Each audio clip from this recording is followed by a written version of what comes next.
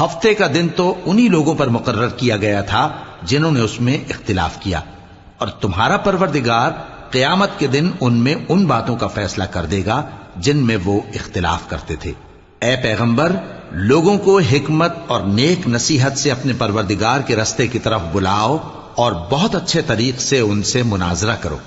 جو اس کے رستے سے بھٹک گیا تمہارا پروردگار اسے بھی خوب جانتا ہے، اور جو رستے پر چلنے والے ہیں ان سے بھی خوب واقف ہے۔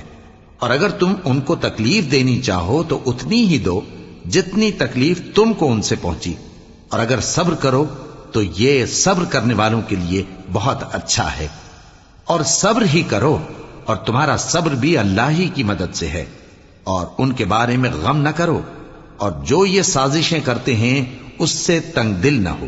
کچھ شک نہیں کہ جو پرہیزگار ہیں اور جو نیکوکار ہیں اللہ ان کا مددگار ہے۔